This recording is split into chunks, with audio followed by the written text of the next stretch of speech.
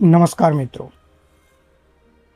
આજે આપણે ટેક્સ લો એટલે કે ટેક્સેશન લોમાં આઈટીઆર શું છે, આઈટીઆર શા માટે ભરવું જોઈએ અને જો તમે આઈટીઆર ભરો છો તો તમને શું ફાયદા મળે છે અને નથી ભરતા તો આગળ જતાં શું પ્રોબ્લેમ થઈ શકે છે એ આજના વિડીયોની અંદર આપણે જોવાના છે. આજનો આપણો આ જે વિડીયો છે એક એવા વિષય પર છે જે લગભગ કમાણી કરતા વ્યક્તિ માટે ખૂબ જ મહત્ત્વનું છે, કારણ કે ઘણા બધા લોકો ટેક્સ નથી ભરતા, આઈટીઆર નથી ભરતા. એવું માનતા હોય છે કે એમની જે કમાણી છે એની પર કોઈ ટેક્સ લાગતો નથી, તો આવા પ્રકારના વ્યક્તિઓ ટેક્સ નથી ભરતા. ઘણા લોકોને લાગતું હોય છે કે અમારે રિટર્ન ફાઇલ કરવાની કંઈ જ જરૂર નથી, પરંતુ હકીકતમાં આઈટીઆર ફાઇલ કરવાથી એવા ઘણા બધા લાભો મળે છે, ફાયદા મળે છે, જેનો સંબંધ માત્ર ટેક્સ માટે નથી. ઘણા લોકો માત્ર જાણકારીના અભાવે આઈટીઆર ફાઇલ નથી કરતા અને પછી પાછળથી લોન, વિઝા અથવા અન્ય કામોમાં મુશ્કેલીઓ થતી થાય છે. તો આજના આપણા આ વિડીયોની અંદર આપણે એ જોઈશું આઈટીઆર શું છે, તેના ફાયદા કેટલા છે, કયા વ્યક્તિ ભરી શકે છે અને ન ભરવાથી તમને શું નુકસાન થઈ શકે છે. આ તમામ પ્રકારની બાબતો જોવાના છે. તો ચલો મિત્રો, આજના વિડીયોને આપણે શરૂ કરીએ.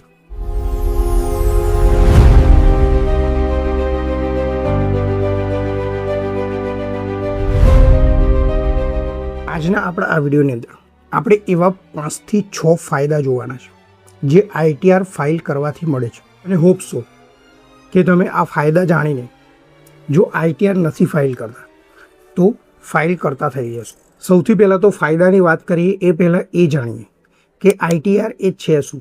તો આઈટીઆર એટલે ઇન્કમ ટેક્સ રિટર્ન, એટલે તમારી જે આવક થાય છે એની પર તમે જે ટેક્સ પે કરો છો એને આઈટીઆર અથવા તો ઇન્કમ ટેક્સ રિટર્ન તરીકે ઓળખવામાં આવે છે. આ એક પ્રકારનો અધિકૃત એવો દસ્તાવેજ છે, સરકારી દસ્તાવેજ છે, જે સરકારને એ દર્શાવે છે કે તમે વર્ષ દરમિયાન કેટલી આવક કરો છો, એના ઉપર તમે કેટલો ટેક્સ ભર્યો અને તમે કયા સ્ત્રોતમાંથી આવક મેળવો છો, આ દર્શાવતો એક સરકારી દસ્તાવેજ એટલે આઈટીઆર. ભલે તમારો ટેક્સ એ શૂન્ય હોય, એટલે કે 10 લાખ કે 12 લાખ સુધીની જો તમારી આવક હોય તો એમાં તમારે 0 ટેક્સ ભરવાનો આવે છે. આ પ્રમાણે જો ભલે પણ તમારો 0 ટેક્સ હોય, પરંતુ ઘણી પરિસ્થિતિની અંદર આઈટીઆર ભરવું અથવા તો આઈટીઆર ફાઇલ કરવું એ તમારા માટે ખૂબ જ લાભકારક સાબિત થઈ શકે છે. હવે એવો પ્રશ્ન થતો હોય કે આઈટીઆર ફાઇલ કરવાથી કયા કયા પ્રકારના લાભો મળી શકે, કેવા લાભો મેળવી શકાય. સૌથી પહેલા નંબર 1 પર વાત કરીએ, લોન તમને સરળતાથી મળી જાય છે. અત્યારે ઘણી બધી જગ્યાએ અને મોસ્ટ ઓફલી છેલ્લા 3 વર્ષનું આઈટીઆર માંગતા હોય છે. ભલે તમે નીલ એટલે કે 0 ભરતા હોય તો પણ તમને એ આઈટીઆર માંગવામાં આવે છે, જેનાથી તમારી લોન, એ પછી કાર લોન હોય, હોમ લોન હોય, પર્સનલ લોન હોય, એ તમારી લોન ઇઝીલી થઈ જાય છે. લોન માટે આ એક દસ્તાવેજ એ ખૂબ જ મહત્ત્વનો દસ્તાવેજ છે. બેંકવાળા અને ફાઇનાન્સવાળા ખાસ કરી છેલ્લા 3 વર્ષના આરટીઆઈ માંગતા હોય છે, કારણ કે બેંકવાળા તમને લોન આપે છે તો એમને પણ ખાતરી કરવાની હોય છે કે તમારી નિયમિત આવક છે કે નહીં, તમે ઈએમઆઈ ભરવાની ક્ષમતા ધરાવો છો કે નહીં. ખાસ કરીને વેપારીઓ, ફ્રીલાન્સરો અને જે લોકો સેલ્ફ છે એટલે કે સ્વરોજગાર, પોતાની રીતે રોજગાર જે લોકો કરે છે, એ લોકોને આઈટીઆર એ આવકનો સૌથી વિશ્વસનીય અને સૌથી શ્રેષ્ઠ પુરાવો છે. જો તમે નોકરી કરો છો તો ત્યાંથી તો તમને ફોર્મ 16 એ મળી જતું હોય છે, ત્યાં તમે આઈટીઆર ફાઇલ ન બતાવો તો ચાલે. પરંતુ જે લોકો સેલ્ફ છે, પોતાની જાતે વેપાર કરે છે, ધંધો કરે છે, તો એ લોકોએ ખાસ આઈટીઆર ફાઇલ કરવું જોઈએ. ઘણી બધી વખત તમારી પાસે આઈટીઆર ન હોય તો તમારી લોન પણ મંજૂર નથી થતી, રિજેક્ટ આવે છે. ઘણી બધી વખત આઈટીઆર વગર બેન્કો દ્વારા લોન રિજેક્ટ કરી દેવામાં આવે છે, ફાઇનાન્સરો દ્વારા પણ રિજેક્ટ કરી દેવામાં આવે છે. આથી સૌથી મોટો ફાયદો લોન લેવામાં છે. બીજા નંબરનો ફાયદો જોઈએ તો વિઝા મેળવવામાં. જો તમે કોઈ બીજા દેશના વિઝા મેળવવા માટે એપ્લાય કરી રહ્યા છો, પ્રોસેસ કરી રહ્યા છો અથવા તો વિચારી રહ્યા છો જવા માટે, તો તમે અવશ્ય 2 થી 3 વર્ષના ITR ભરેલા રાખો. જો તમારા આ ITR ભરેલા હશે તો તમને વિઝા મળવામાં ઇઝીલી થશે. કારણ કે અમેરિકા, UK, કેનેડા, ઓસ્ટ્રેલિયા એવી ઘણી બધી કન્ટ્રીઝની એમ્બેસી અરજદારની આર્થિક સ્થિતિ ચકાસે છે અને આર્થિક સ્થિતિ એ તમારા ITR પરથી નક્કી થાય છે. અને એટલે આવા જ સમયે ITR ખૂબ જ ઉપયોગી સાબિત થાય છે. ITR દ્વારા તમે સાબિત કરી શકો છો કે તમારી આવક એ કાયદેસરની છે, તમારી આર્થિક સ્થિતિ સારી છે અને તમે પોતાનો ખર્ચ ઉઠાવી શકો તેમ છો. જો તમારી પાસે યોગ્ય આવકનો ચોક્કસ પુરાવો ન હોય તો આવા કેસોમાં વિઝા રિજેક્ટ પણ થઈ શકે છે. આવા સમયે વિઝાની પ્રક્રિયા થોડી મુશ્કેલ પણ બની શકે છે. એટલા માટે જો વિદેશ જવા માટેનો કોઈ પ્લાન હોય તો અત્યારથી જ ITR કરાવી રાખજો. ત્રીજા નંબરની વાત કરીએ તો TDS. જો તમે ITR ફાઇલ કરેલું છે તો તમને TDS રિફંડ મળશે. ઘણા લોકોની FD હોય છે, એટલે કે ફિક્સ ડિપોઝિટ. આની પર ઘણી બધી વાર જો તમે ITR નથી કરાવ્યું તો તમારો TDS કપાઈ જાય છે. ધારો કે તમારી FDમાંથી TDS 10,000 રૂપિયા કપાઈ ગયું, પરંતુ જો તમારી આવક જે ટેક્સ પાત્ર મર્યાદા આપેલી છે એના કરતાં ઓછી છે, એવા સમયે તમે ITR ફાઇલ કરીને જે તમારો TDS કપાયેલો છે એ રિફંડ મેળવી શકો છો. ઘણા લોકો જાણકારીના અભાવના લીધે ITR ફાઇલ નથી કરતા અને આ પ્રકારનો TDS જવા દે છે, જે સરકાર પાસેથી તમને રિફંડ મળે છે અને પોતાના જ પૈસા સરકાર પાસે રહેવા દે છે. તેથી જો તમારા ખાતામાંથી TDS કપાયો છે એ ચોક્કસ તપાસ કરો અને જરૂર હોય તો ITR ફાઇલ જરૂરથી કરો, જેનાથી તમને તમારા TDSના નાણાં રિફંડ મળી જશે. ચોથા નંબરનો ફાયદો શેરબજારમાં.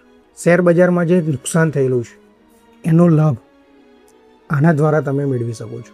જો તમે શેર માર્કેટમાં, મ્યુચ્યુઅલ ફંડમાં રોકાણ કરો છો અથવા તો બીજી કોઈ પણ જગ્યાએ મૂડીનું રોકાણ કરો છો. ધારો કે તમે શેરબજારની અંદર 50,000નું રોકાણ કર્યું. ધારો કે તમને શેરબજારની અંદર 50,000નું નુકસાન થયું. ઘણા લોકોને લાગે છે કે નુકસાન થયું એટલે ફાયદો નથી, પરંતુ આવકવેરા કાયદા મુજબ કેટલીક પરિસ્થિતિમાં તમે આ નુકસાનને આગળના વર્ષમાં કેરી ફોરવર્ડ કરી શકો છો. આનો અર્થ એ કે જો ભવિષ્યમાં તમને નફો થાય છે ત્યારે આ અગાઉના નુકસાન સામે સેટ ઓફ કરીને ટેક્સ બચાવી શકાય છે. પરંતુ આ લાભ મેળવવા માટે તમે સમયસર ITR ફાઇલ કરેલું હોવું જોઈએ, તો જ તમને આ પ્રકારનો લાભ મળે છે. જો તમે ITR ફાઇલ નથી કર્યું તો તમે આ પ્રકારનો લાભ ગુમાવી બેસો છો. એટલે રોકાણકારો માટે ITR ફાઇલ કરવું ખૂબ જ મહત્ત્વનું છે. ફાયદો નંબર 5, આવકનો અધિકૃત પુરાવો છે. આજના સમયની અંદર ઇન્કમ પ્રૂફની જરૂરિયાત દરેક જગ્યાએ થઈ ગઈ છે. દરેક જગ્યાએ તમને આવકનો પુરાવો માંગતા હોય છે. એ પછી બેંક હોય કે કોઈ પણ જગ્યા હોય જ્યાં તમને આવકનો પુરાવો માગવામાં આવે છે.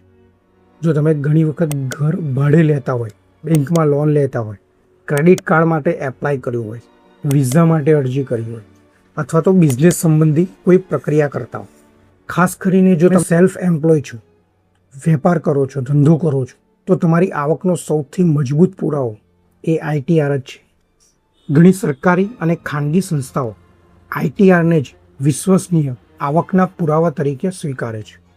તેથી ITR માત્ર ટેક્સ જ નહીં પરંતુ તમારી આર્થિક ઓળખ માટે પણ મહત્વપૂર્ણ છે. આમ મિત્રો, ITR ફાઇલ કરવું એ માત્ર કાયદાકીય જવાબદારી જ નહીં પરંતુ તમારા નાણાકીય ભવિષ્યને મજબૂત બનાવે છે. મજબૂત બનાવવાનું એક મહત્ત્વનું પગલું છે. ભલે તમારો ટેક્સ શૂન્ય હોય છતાં પણ ઘણી બધી જગ્યાઓએ ITR ફાઇલ કરવું ખૂબ જ મહત્ત્વનું બની જાય છે. આમ આ ટેક્સ રિલેટેડ, ITR રિલેટેડ મારો વિડીયો તમને કેવો લાગ્યો ચોક્કસથી તમારી કોમેન્ટમાં લખજો.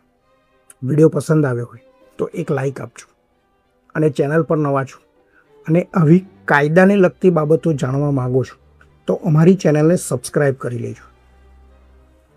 બીજી વસ્તુ કે તમારે કયો વિડીયો અથવા તો કઈ માહિતી જોઈએ છે એ પણ તમે કોમેન્ટમાં લખજો.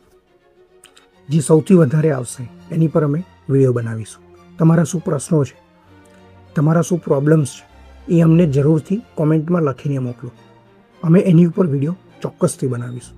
આવા એક નવા જ માહિતગાર વિડીયોમાં, કાયદાને લગતા વિડીયોમાં મળીએ. ત્યાં સુધી રજા લઈશું. આભાર.